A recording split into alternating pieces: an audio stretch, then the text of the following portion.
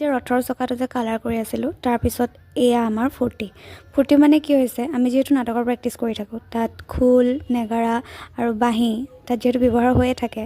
তাৰ মাজতে মানে যোনখন আমি ব্ৰেক পাওঁ সেইখনত মানে কিবা এটা মিউজিক সিহঁতি উলিয়াই লয় ভাইটিকেইটাই আৰু আমি অকণমান হ'লেও মানে ফূৰ্তি কৰিমেই যিহেতু আমাৰ এইবাৰ লাষ্ট ইয়েৰ আৰু এইবোৰ আমি কেতিয়াও নাপাওঁ আৰু স্মৃতি হিচাপে কেৱল থাকি যাব তাৰপিছত আজি হৈছে মানে 2 নম্বৰ দিন ভাৰ্চিটি উইকৰ আৰু এতিয়া চাব দেই গাইজ এইখিনিতে মই বস্তু এটা দেখাম দেই আপোনালোকক মানে আমাৰ ডিপাৰ্টমেণ্টত কেইটামান খকুৱা আছে নহয় চব কি কৰি আছে চাই লওক এয়া এইপিনে এই ৰাতিপুৱা 9টা নে 10টা বাজিছে মানে কালি ভাত আছিলে নহয় নিমখ দিছে নে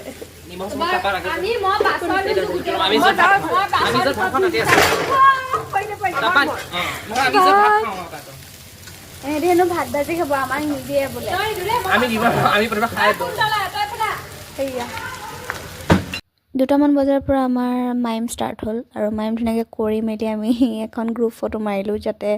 মানে স্মৃতি হিচাপে থাকি যাওক এইবোৰ মমেণ্ট কিন্তু কেপচাৰ কৰিব লাগে দেই নহয়নে আৰু মোৰ নাটক আৰম্ভ হ'ল এয়া মই কুন্তি লৈছিলোঁ আৰু এয়া মোৰ টিমটো আৰু আছে বাৰু অকণমান চাই লওক নাটকখন জন্মৰ সময়ত তুমি মোক যি সম্পদৰ পৰা বঞ্চিত কৰিলা সেই সম্পদ উভতাই দিবলৈ তোমাৰ সাধ্যাতেই নাই